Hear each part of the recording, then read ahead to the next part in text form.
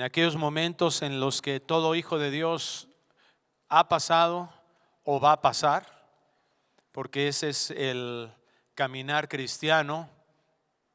Nunca Dios nos promete que vamos a ser librados de un conflicto, de una adversidad, de un problema o de una enfermedad.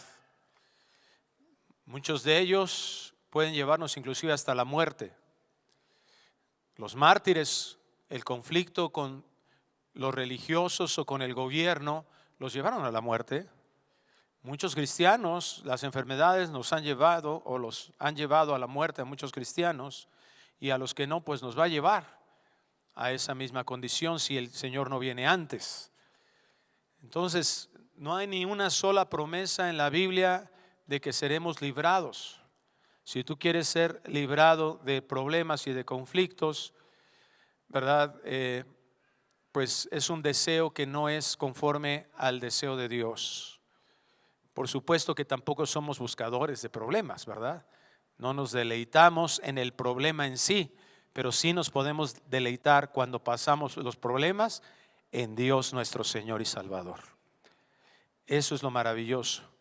Y una de las cosas importantes que tienen que ser sembradas como una enseñanza, como una doctrina, como parte de nuestro credo, es que sepamos que Dios es soberano. ¿Qué significa eso? Que recordemos que Dios es Rey de todo el universo.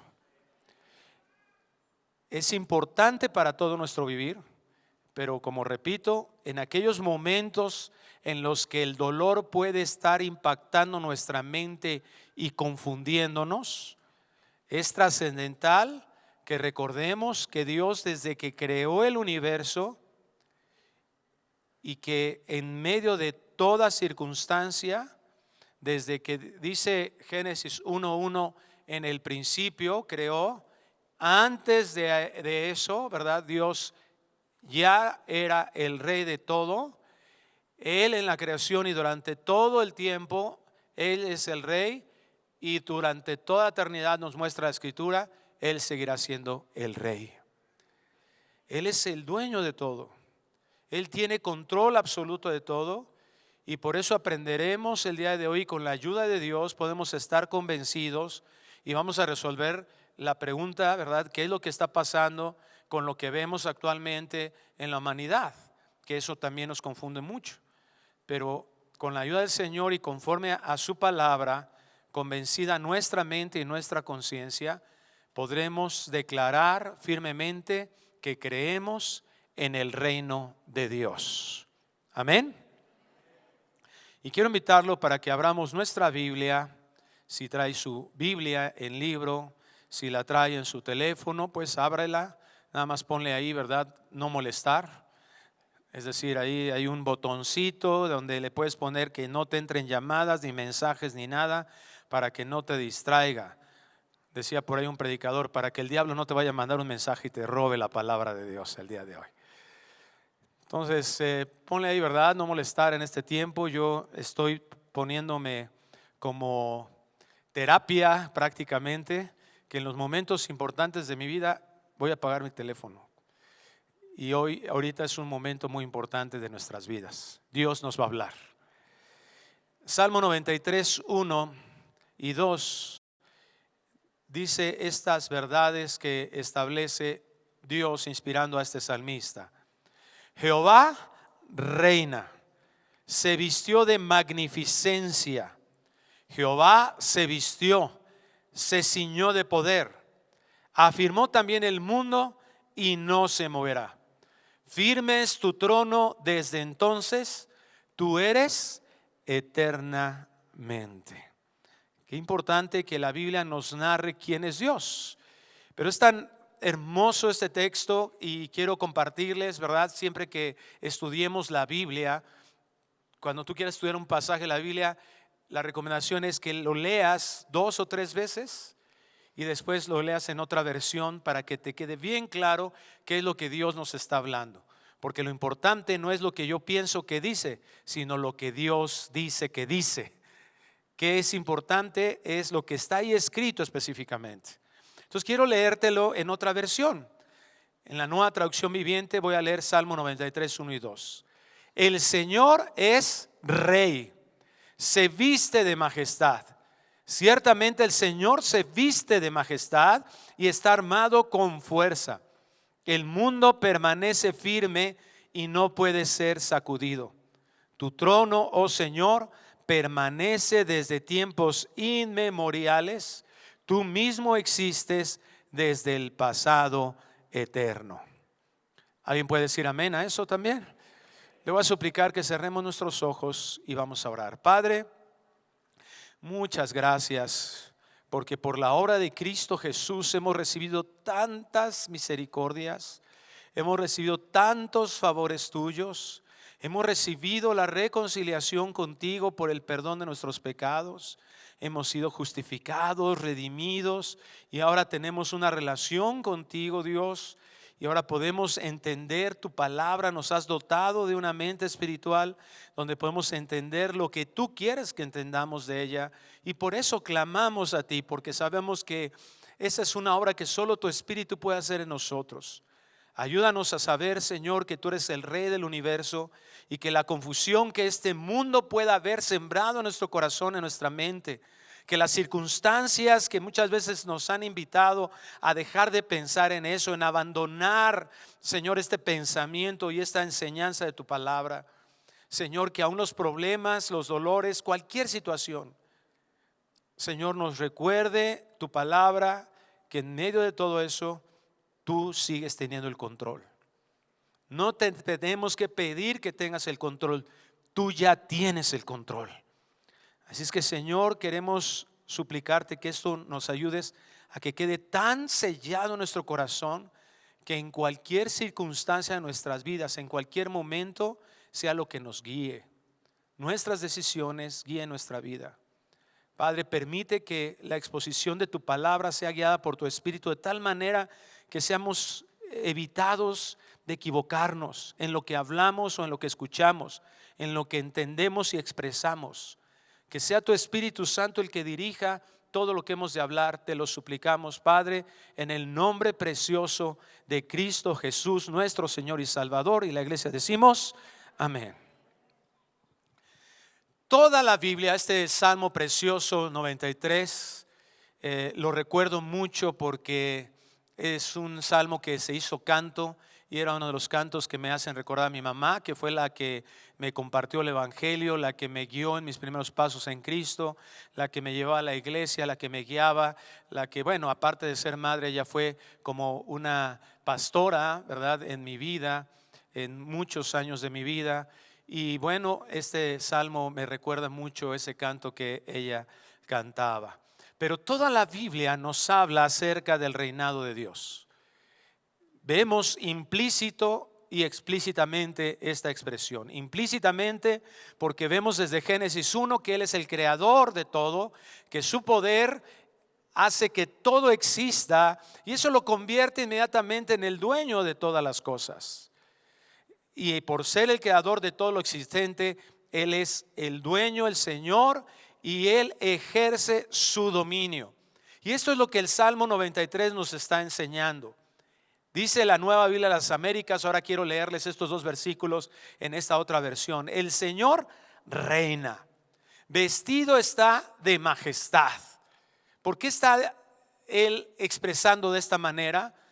Pues porque en su mente está algo que terrenalmente en ese tiempo sucedía y que era fácil de interpretar. Para nosotros es un poco más difícil porque vivimos en un tiempo donde el gobierno es diferente a lo que ellos vivían, pero para ellos la monarquía, en este caso, ¿verdad?, todos los reyes, David, eso implicaba algo que la autoridad estaba señalada por todo lo que rodeaba, es decir, su palacio, su reinado, pero algo que impactaba impresionantemente era su vestido. Y eso es lo que está señalando el salmista. Está diciendo que está vestido, está de majestad, está diciendo que todo lo que le caracteriza, todo lo que señala a Dios, siempre va a estar de alguna manera implicado su reinado. todo lo que nosotros conozcamos de Dios, todo lo que nosotros hablemos de nuestro Dios, tiene que estar considerado que Él es el sumo dueño, la autoridad máxima que podamos considerar en todo el universo, y que Él está ejerciendo su dominio sobre todo lo existente. Dice Isaías que Dios hace todo lo que Él quiere. Él ejerce su voluntad sin ninguna excepción.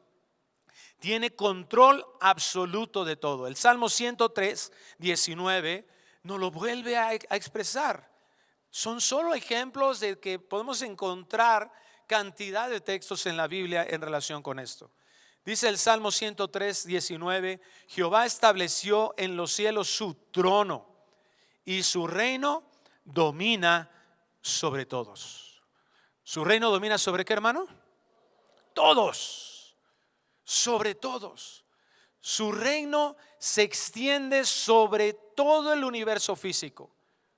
Todo lo que nosotros podemos conocer, todo lo que se ha descubierto del macrocosmos, y que todos, cualquier persona que estudia el macrocosmos, ¿verdad?, en el universo, todos los que se dedican a estas cosas, ¿verdad?, todos te van a decir, y no conocemos prácticamente nada, porque estamos limitados. Pero nos señala de alguna manera como la grandeza del universo. Todo esto señala la grandeza y la autoridad de Dios. Su reino se extiende desde el macrocosmos hasta el microcosmos. Todo lo más pequeño, aquello que apenas estamos descubriendo y cómo funciona, todo eso está bajo la autoridad. Dice aquí, su reino domina sobre todos. Todo el universo y toda la dimensión espiritual, nada está fuera de su control. Y esto es tan importante que lo sepamos y lo tengamos en mente. Porque, amado hermano, amada hermana, nada de lo que sucede, absolutamente nada, está fuera, dice aquí, de su dominio. Incluso la maldad humana. Ah, caray. Porque ahí es donde muchos de nosotros nos llegamos a confundir y decimos, y se expresa, hasta tiene un nombre ese cuestionamiento filosófico, el dilema teodésico. ¿Por qué un Dios que es bueno, justo y santo y absolutamente todo, y tiene el poder para controlar todas las cosas, permite el mal? Y este dilema o este cuestionamiento es lo que a muchas personas, aún dentro de la iglesia, los llega a confundir y provocar desánimo. A otros fuera de la iglesia les es un pretexto para rechazar a Dios. Pero Dios sí nos contesta al respecto. Nosotros tenemos que saber que incluso la maldad humana está bajo el control de Dios. ¿Quieres una demostración de eso? Job. ¿Qué dice Satanás? El universo físico y las dimensiones espirituales están bajo el control de Dios. ¿Cómo va Satanás con Dios? ¿Y qué le dice Dios? ¿Qué le dice Satanás a Dios? Bueno, pues obedece a Dios en balde. Job, dame chance. Ahí estamos viendo el reinado de Dios. El reinado de Dios, en donde Él determina cómo está estableciendo su reinado. El cuestionamiento mental del hombre es: yo quisiera que Dios estableciera su reinado de esta manera, pero como Él es el rey, Él tiene toda prerrogativa por ser el dueño de todo y todo el derecho de decir: ¿eso te gusta, mijito? ¿Eso quisieras? Pues no. Y ahí lo vemos con Satanás, porque Satanás le dice: déjame. ¿Y Dios qué hace? Lo deja. ¿Dios le pudiera haber dicho que no? Pues claro. Pero Dios siempre tiene un mayor bien para sus hijos. Y entonces le dice, ve, pero solo vas a hacer esto. Cada ocasión que sucede una desgracia a Job, ¿quién tiene el control? Satanás. Satanás, si él hubiera tenido el control, deshace a Job desde el principio, le quita todo y más. Así es la maldad de Satanás y, por cierto, también del hombre. El que pone el límite a todo es Dios. El hombre podría ser mucho más malo de lo que es. Ya nos sorprende lo malo que es. Y ese es el cuestionamiento que nos enfrentamos nosotros. Eso es lo que muchas veces a nosotros, como decía hace un momento, nos llega a desanimar. Nos llega a decir, ay, estoy, pero es que no entiendo esto, y se nos empieza a tener una carga de esas cosas que empiezan a generar nuestra mente. El grave problema está en que vemos el conocimiento de Dios o nos involucramos en el conocimiento de Dios demasiado superficial y no lo analizamos y no lo aplicamos a nuestra vida. Y ese es el llamado que Dios nos está haciendo. ¿Quieres respuestas? Ven a mí. Escúchame a mí. Yo tengo esas respuestas. Eclesiastés capítulo 7 versículo 29 nos da una de las contestaciones a eso.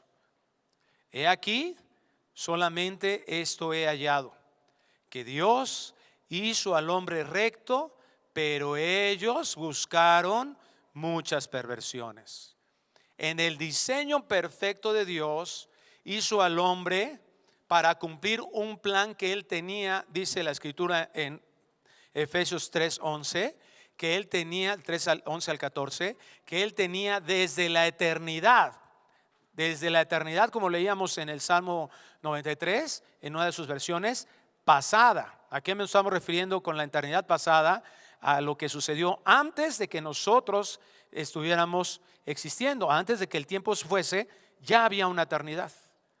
Desde la eternidad pasada está ese plan. Dice ahí que tiene un propósito eterno Dios. Un propósito que no está sometido al tiempo, sino que desde siempre lo ha tenido y que se manifiesta en el tiempo. Entonces, Dios definió las cosas así, con algo mucho superior que nuestras propias ideas. Fíjate qué simplista es la propuesta del hombre. Tan sencillo. Si Dios es Dios, que no hubiera dejado que el hombre pecara. Era difícil para Dios amarrarle las manos a Adán.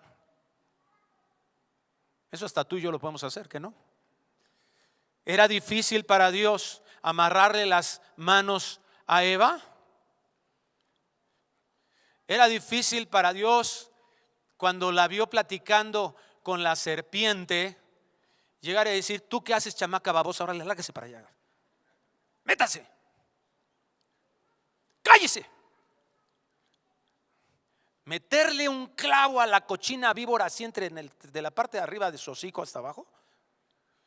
No hables, puerca serpiente, que quieres tentar a mi hija. Hasta yo lo hubiera hecho, hermano. Le amarras ahí con un lazo, ahora cállese la boca. Pero Dios tiene un bien supremo, que Efesios capítulo 1 nos los dice. Dios nos bendijo con toda bendición espiritual en los cielos desde la eternidad. Esa bendición es nuestra predestinación, nuestra limpieza, nuestra elección, nuestra redención, nuestro perdón de pecados. Y Dios nos enseña el para qué.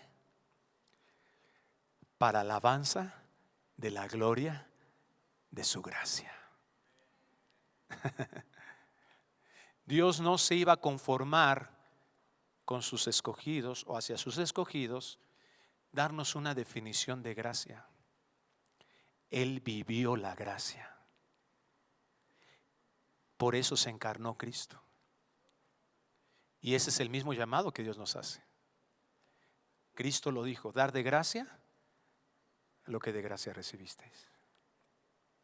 Entonces, Dios tiene un plan supremo. Aquí está la realidad. Mira, la Nueva Traducción Viviente dice 7:29. Sin embargo, si encontré lo siguiente. Nueva Traducción Viviente de Eclesiastés 7:29. Dios creó al ser humano para que sea virtuoso, pero cada uno decidió seguir su propio camino descendente. Palabra de Dios para todos. Hay otra cosa que aprendí: Dios hizo a la gente buena, pero la gente encuentra mil maneras de ser mala. Entonces, en el diseño perfecto de Dios, crea la humanidad volutiva y moral. Volutiva, ¿qué quiere decir? Con la capacidad de decidir. Y moral, con el entendimiento de qué es lo bueno y qué es lo malo. Ese es el diseño perfecto de Dios para cumplir su propósito eterno. Si Dios no hace eso con el hombre, si Dios no nos crea así, entonces su propósito no se hubiera podido cumplir. Dios nos crea con la capacidad de decidir entre lo bueno y lo malo. A Dios no le está extrañando absolutamente nada de lo que somos, nada de lo que es este mundo, ni nada de lo que está sucediendo. Y vivir como hijos de Dios en un mundo con tanto pecado y maldad nos llega a confundir. Se puede crear una confusión acerca de su reinado, porque lo primero que preguntamos cuando suceden cosas tan terribles como que un hombre sea capaz de matar una familia por intereses mezquinos, económicos o de bien o de venganza, y que dentro de esa familia haya una niñita de 6 años, eso sí calienta, ¿no? Eso sí indigna. Y tú dices: ¡oh! ¿Dónde está Dios? Vivir rodeado de tanta maldad puede provocar un conflicto. Hay quienes llegan a plantear hasta la inexistencia de Dios, que no detiene tanto daño y tanto deterioro y tanta muerte.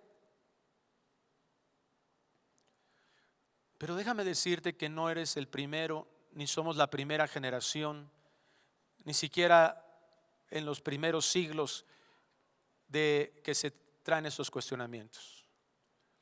En el Salmo 37 vemos que alguien, un salmista, ya se había cuestionado cosas semejantes. Ya le había provocado un conflicto. Y por eso Dios nos da la luz de su palabra para que veamos más, ¿verdad? Ampliemos nuestra perspectiva de nuestra corta visión, nuestro corto entendimiento, y nos invita a que nos demos cuenta de algo importante. Salmo 37:1 dice: no te impacientes a causa de los malignos. Sí, vemos esas cosas. ¿Y qué decimos? No, Señor, ya deseamos que les vaya mal a esas personas, deseamos que les vaya mal a esas. Bueno, hay dos cosas importantes que tenemos que saber al respecto. Una es que, en principio, lo que decía hace un momento, tenemos que vernos a un espejo, porque esos malignos que habla aquí, esos que hacen inequidad, no son muy diferentes a nosotros. La única diferencia real que existe entre ellos y nosotros no está en nada nuestro, está en Dios, y se llama su gracia. No te impacientes a causa de los malignos, porque ellos pueden ser receptores de la misma gracia que tú y yo podemos recibir, hemos recibido. A veces creemos que ya se tiene que arreglar y queremos justicia. Y Dios dice: ¿quién es el rey? ¿Quién es el que domina? ¿Tú o yo? Tranquilo. ¿No se ha acabado la película? Ni tengas envidia de los que hacen iniquidad. Cuando nos va mal económicamente, cuando vas en el pecero, en el colectivo, en el camión, en donde tienes que caminar tal vez mucho, etcétera, etcétera. Y de repente vas ahí en tu pecerito, ahí, ¿verdad? Oyéndole el sobaco a alguien. Y tú, ay, Señor. Y pasa el vecino, ¿verdad? Que tú sabes que el vecino anda en malos pasos. Anda vendiendo cosas. Ya has sabido quién trafica ahí en la colonia, quién hace. Ya sabemos quién es el que roba y todo. Y lo ves pasar ahí como si nada, ¿verdad? Hasta mueve el pecero del audio que lleva, ¿no? Pum, pum, pum. Y todo, se mueve todo alrededor. Y tú sabes que cuánto dinero cuesta ese coche, todo lo que trae ahí. Y el cuate acá orgulloso, ¿no? Así como decimos en el argot chilanguense, tirando rostro, ¿no? Y tú acá, ¿no? Viniendo cansado del trabajo y que no te fue bien, y etcétera. Y tú volteas y dices, ¿por qué? ¿Por qué ese que hace iniquidad? Y de repente pasa un flachazo. ¿Cómo no se le cae una paquita, no? Y si nada más hiciera esto. Y el Señor te dice, no tengas envidia. No tengas envidia a los que hacen iniquidad. ¿Por qué? Porque como hierba serán pronto cortados. Y como la hierba verde se secarán. Versículo 9, fíjate, porque los malignos serán destruidos, pero los que esperan en Jehová, ellos heredarán la tierra. Pues de aquí a poco no existirá el malo, observará su lugar y no estará allí. ¿Qué nos está diciendo Dios en este salmo? Tranquilo, no te desesperes. Ese es un motivo para que te crees causa un conflicto. Dios, yo ajustaré cuentas con todos a su tiempo, dice el Señor. A su tiempo, no al nuestro. ¿Por qué? Porque Él es el Rey. Él es el que define las cosas, Él es el que define los tiempos, Él es el que pone reyes, el que quita reyes. Eso que está sucediendo, eso que te provoca tanta indignación. Qué bueno que te provoque indignación, por cierto. No es lo que deseamos, es un impulso del corazón. Si tú estás insensible, si matan a alguien en tu colonia, dices, hay otro muertito, ya. No, o sea, no tenemos. ¿Por qué? O sea, ay, Señor, esto duele, esto no puede ser. Ayer con los jóvenes veíamos, alguien ponía el ejemplo para poder aplicar nuestra vida. Jesús lloró. ¿Por qué lloró Jesús? Por la incredulidad. Entonces los hijos de Dios debemos de tener esa sensibilidad también. Si algo nos debe de hacer llorar, nos debe lastimar, no es que los demás nos ofendan, no, la incredulidad de la gente. Porque eso es lo que hizo llorar a Jesús.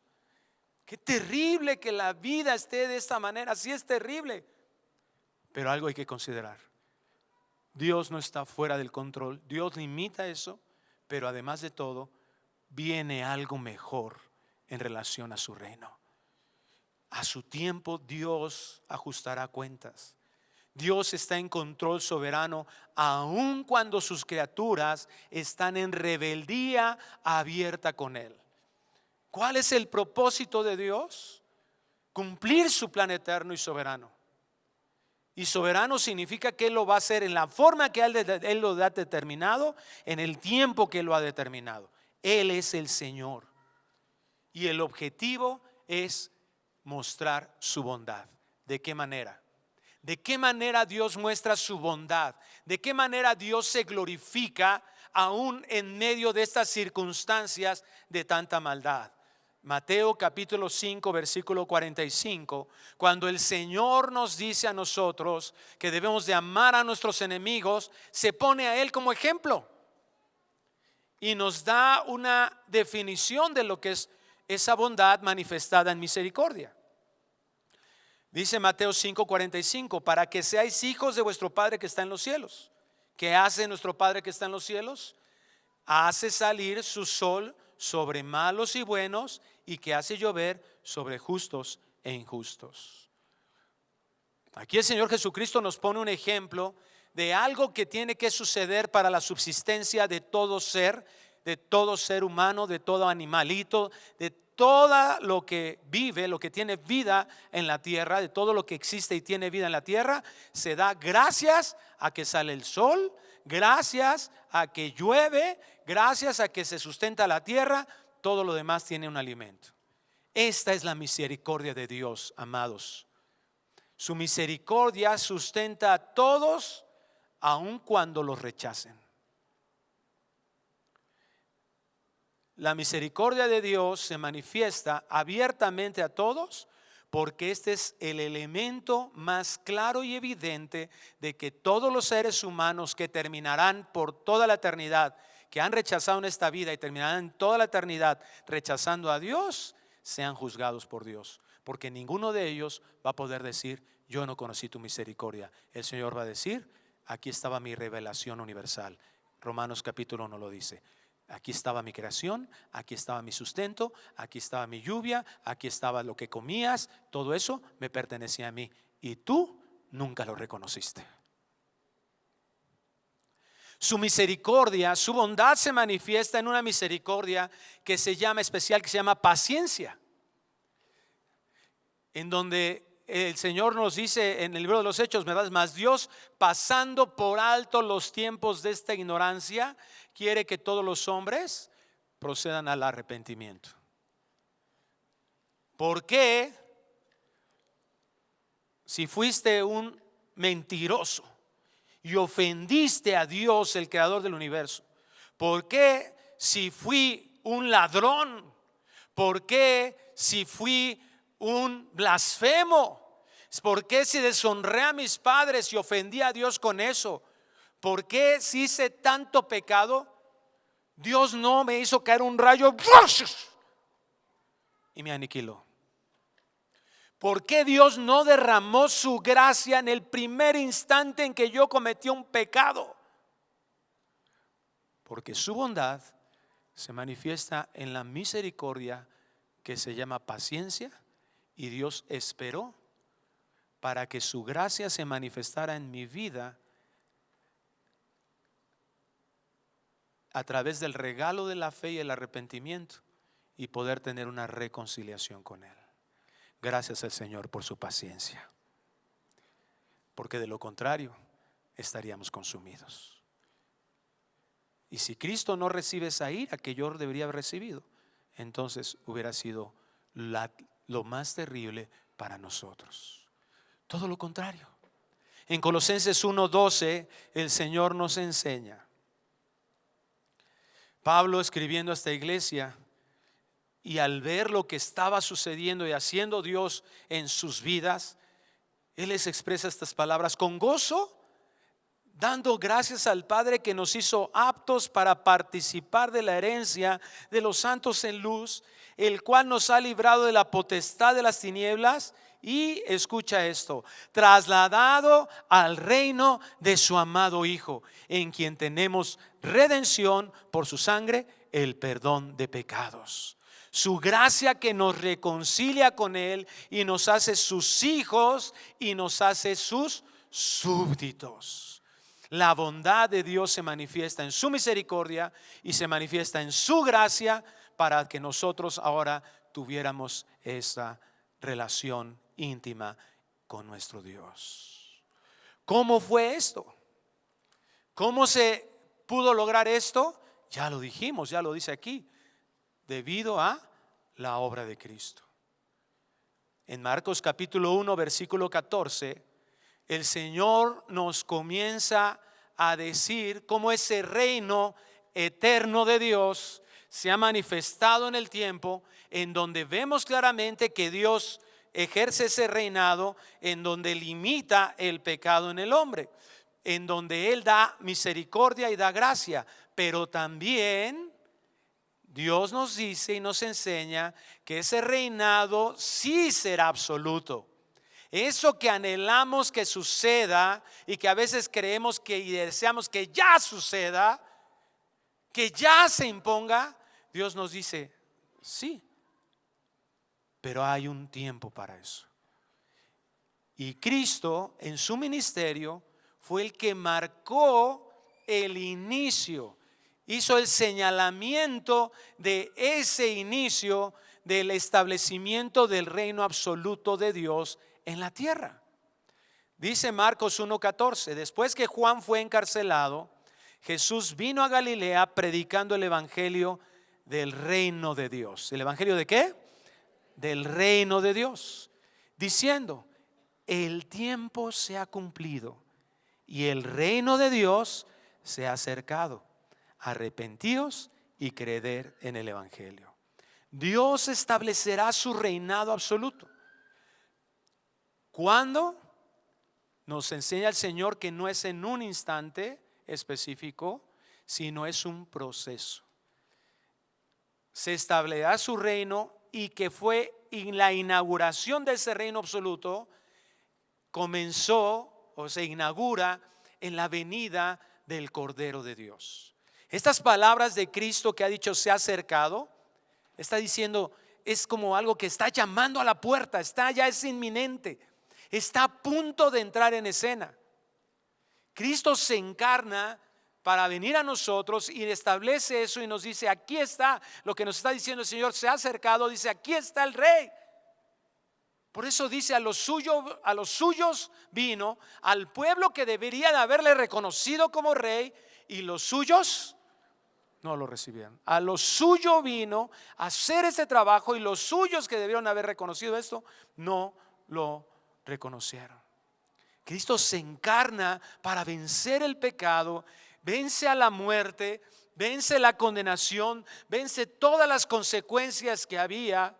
Por eso Cristo fue tentado, fue llevado a la tentación, y Él vence a la tentación para ponernos a nosotros, porque esa justicia ahora nos imparte, porque ahora somos justificados en Él, y vence a Satanás, ¿verdad? Él sana a los enfermos, Él alcanza el perdón de nuestros pecados, Él resucita, porque Él está deshaciendo los efectos de la caída, cumpliendo toda justicia para imputarnos a nosotros. Pero este es el inicio. Todo esto era necesario para que se impusiera este reino en este mundo. Y Él promete el establecimiento de este reino, que inicia en la primera venida y concluirá en su segunda venida por su iglesia. Esto es lo que nos enseña. Por eso las parábolas de Cristo están dirigidas a eso. ¿Recuerdan que hizo esta ilustración el Señor? El reino de los cielos es semejante a una semilla de mostaza, a algo pequeñito, algo que inicia, pero que después se convierte en un grande árbol. El Señor habla de este proceso que hay, este crecimiento progresivo en el reino de Dios. Él promete el establecimiento de este reino. Y mira, y nos hace una asomada de cómo será este reino. Apocalipsis 19, 11, 16 nos enseña esa segunda venida de Cristo, que el pastor José ya nos estuvo hablando acerca de esto, ¿verdad? Pero que es importante que nosotros lo tengamos en mente, porque muchas veces se nos olvida. En esos momentos difíciles se nos olvida que Dios tiene el control. Desafortunadamente, esta corriente de evangelización mundial han hecho parecer, en la forma en que presenta el evangelio, han hecho parecer a Dios como alguien débil. Estas ilustraciones que vemos en algunas películas han hecho parecer a Cristo como alguien débil. Ven a mí, te lo suplico, hazme caso. Aquí estoy esperando por ti. Acércate a mí, como Dios, como pidiéndonos un favor, como si Cristo te estuviera, ven, no. Como si Dios no necesitara. Hermano, Dios no necesita a nadie. Dios no necesita nada. Él es suficiente en sí mismo. Él está satisfecho en sí mismo.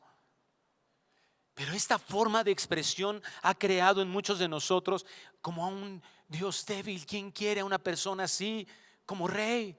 ¿Quién puede confiar en una persona así, como un ser así, tan débil? No. Mira lo que narra Juan. Entonces vi el cielo abierto y he aquí un caballo blanco, y el que lo montaba se llamaba Fiel y Verdadero, y con justicia juzga y pelea.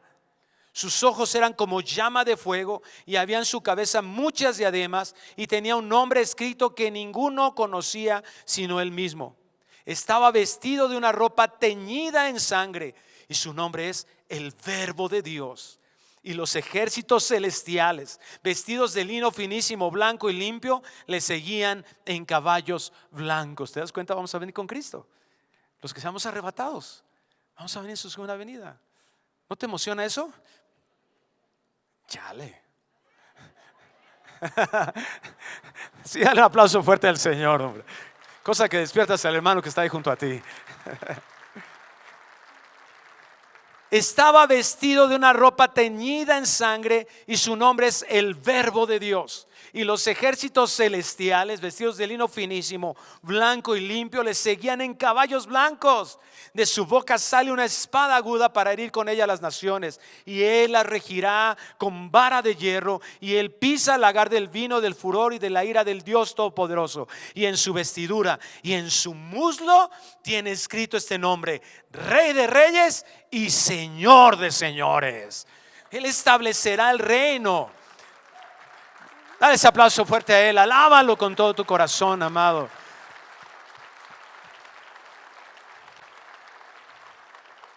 Las parábolas nos describen que a esto va a llegar un reino establecido por Dios. Un reino donde todo se va a poner en orden, donde se va a desaparecer todo rasgo de pecado y toda consecuencia de pecado. Ahí es donde tiene que estar nuestra esperanza. No importa lo que estemos pasando ahorita, hasta que nosotros veramos eso como el sumo valor, ¿verdad?, de lo que va a suceder con nosotros, que Dios es el rey, se establecerá, el reinado se establecerá absolutamente. Entonces vamos a entender cómo está funcionando ese reinado en este momento. Mira lo que dice Apocalipsis 21:3. Y una gran voz del cielo que decía: He aquí el tabernáculo de Dios con los hombres, y Él morará con ellos, y ellos serán su pueblo. Y Dios mismo estará con ellos como su Dios.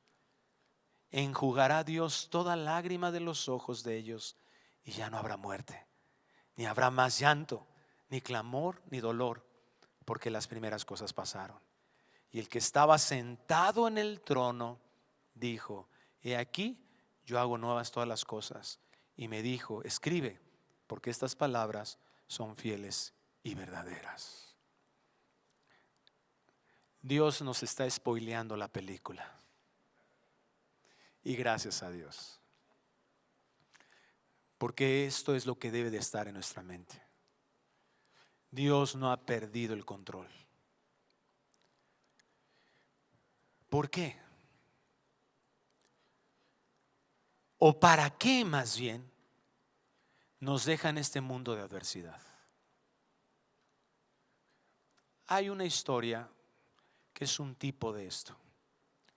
Es decir, hay un tipo y contratipo. Es decir, tenemos un ejemplo en la historia de la Biblia, la narración bíblica, de lo que nosotros debemos de ver como iglesia. En 2 Samuel capítulo 16 versículos 5 y 6 vemos el resultado del pecado de David.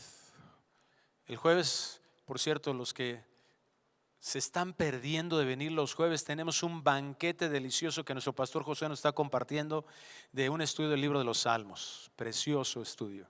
Y este jueves veíamos el Salmo 51, como después de un año de que David comete pecado, escribe este salmo tan precioso que ha sido tan significativo en la vida de la iglesia. Pero David tiene consecuencias. Muere su hijo, el que nació de la relación de pecado, de adulterio con Betsabé. Muere su otro hijo Amnón, violador de su hermana. Y ahora su hijo Absalón, después de ser un asesino de su medio hermano, quiere el trono. Traiciona a su padre. David sale de Jerusalén porque no quiere que el pueblo se enfrente a sí mismo, no quiere problemas entre el pueblo, ¿verdad? No quiere que haya muertos y dice, voy a salir. Y cuando va saliendo del palacio y va saliendo, dejando, ahí él no dejó de ser rey, pero había un propósito en eso. Y dice el versículo 5 de 2 Samuel 16, y vino el rey David hasta Bahurim, y he aquí que salía uno de la familia de la casa de Saúl, el cual se llamaba Simei, hijo de Gera, y salía maldiciendo y arrojando piedras contra David y contra todos los siervos del rey David. Y todo el pueblo y todos los hombres valientes estaban a su derecha y a su izquierda. Esto es lo que está pasando en la actualidad. Dios es el rey. Amén. ¿Lo crees? Pero cuando Dios no ha establecido su reinado absoluto en esta tierra, podemos llegar a confundirnos y preguntarnos, como lo hizo, si lo lees más adelante, uno de los valientes de David. Ahora déjame decirte quiénes eran los valientes de David. Eran especiales. Se narra en las historias que uno de los valientes mató tantos filisteos que se le quedó pegada la espada a su mano.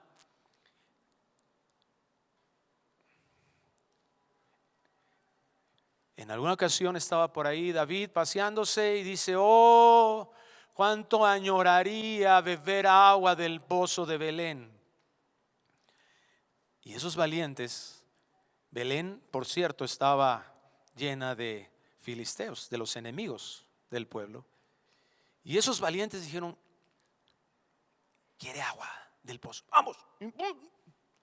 Incursionan en el terreno enemigo, sacan agua del pozo arriesgando sus propias vidas y regresan con el agua. David se siente tan conmovido de eso que dice, yo no me voy a poder tomar esta agua, yo no soy digno de eso. Y entonces la ofrece como un tipo de libación a Dios, como una ofrenda a Dios, como algo que él sentía un agradecimiento por esos hombres. Bueno, estos hombres venían, este tipo de hombres venían a un lado y al otro. Y ves más adelante como uno de ellos se pone con su caballo a un lado del rey y le dice, oye, como que ya basta, ¿no? Que este perro, así le dice, esté hablando estas cosas en contra del rey. Y David dice, deja, no sea que Dios lo haya enviado. Había un propósito en todo. Pero ¿qué es lo que podemos ver en este tipo, en esta ilustración? Así está el tiempo hoy. Hay Simeis, quien rechazan el reinado de Dios abiertamente y atacan el reinado de Dios con vehemencia. Literalmente apedrean a Dios, se burlan de Dios porque no está ejerciendo su reinado absoluto. No nos debe extrañar. O somos del pueblo de Dios o somos Simeis. O somos de los valientes de Dios o somos Simeis. Pero aún dentro del pueblo de Dios, dentro de la iglesia, puede haber algunos que estén confundidos creyendo que son parte de. Mateo 25, nuevamente Cristo enseña una parábola donde dice, el reino de los cielos, el reino de Dios. Cuando tú veas reino de los cielos y reino de Dios es lo mismo. Mateo normalmente utiliza el reino de los cielos porque está haciendo una perífrasis. Para los judíos no era común utilizar el nombre de Dios y no se escribía. Entonces buscaban un término que significaba lo mismo, pero que sustituía con ese propósito el nombre. Entonces por eso en Mateo ves que dice el reino de los cielos.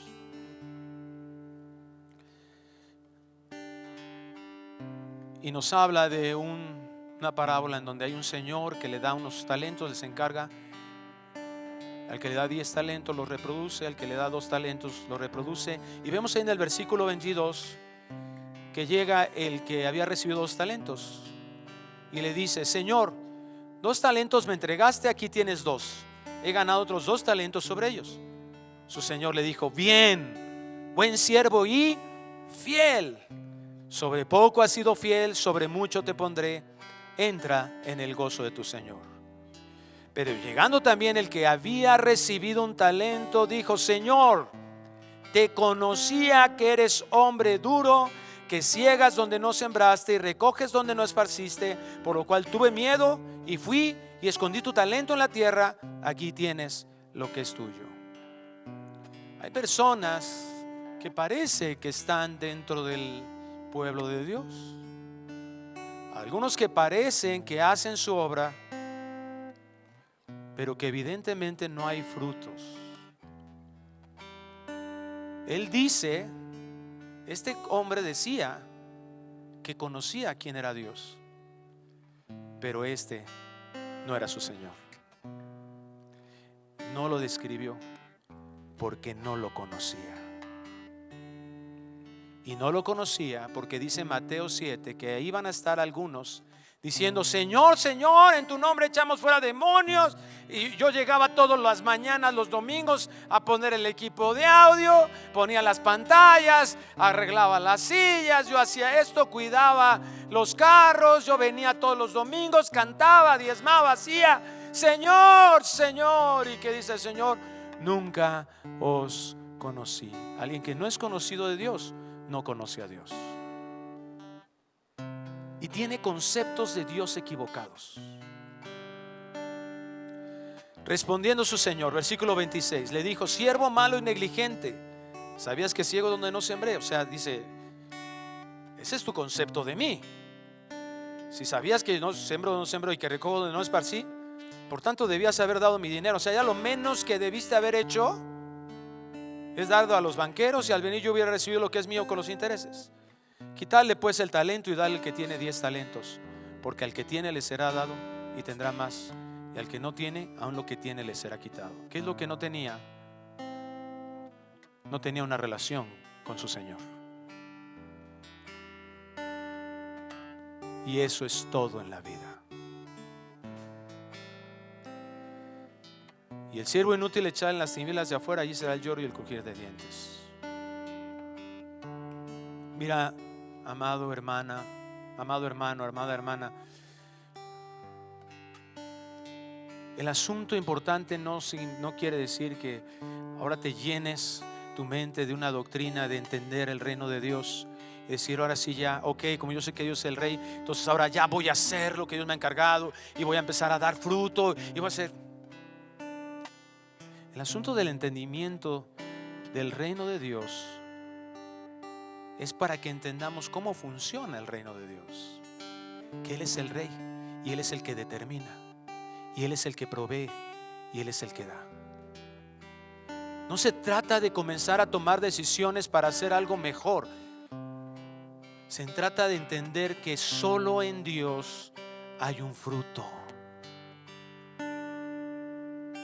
Cuando no damos un fruto, eso es el reflejo de que no estamos en una intimidad con Dios. O estás destituido de su gloria y no te has convertido al Señor, no has sido converso, o tienes una relación con Dios superficial donde no le conoces, donde no está presente quién es y no estás dando fruto. Sea cual sea, el llamado de Dios es ese. Él es el rey. Él es el que provee de todo. No está en nosotros, está en Él. Porque el asunto importante es lo que dice Romanos capítulo 11. porque es de Él, por Él y para Él. Y a Él sea toda la gloria y la alabanza por los siglos de los siglos. Amén. ¿Oramos? Padre, gracias, porque tú, Señor, nos estás enseñando que no hay nada fuera de tu control. Tú nos has enseñado cómo es tu reino y cómo funciona. No es extraño, Señor, que tantas veces se haya escrito en los evangelios acerca de este reino. No es extraño que el tema de las parábolas principalmente era el reino tuyo, porque es la razón de nuestra salvación, porque es la razón para vivir y disfrutar contigo como Rey. Porque si somos tus hijos, estaremos disfrutando de ese reino eterno, en esa eternidad futura. Pero cuando entendemos eso, realmente estaremos sometidos, sujetos a tu reino en nuestras vidas. No queremos ser Simeis. No queremos ser siervos negligentes, necios. No queremos desperdiciar, Señor, lo que nos has dado, la oportunidad de escuchar tu evangelio y volverlo a rechazar. No queremos, Señor,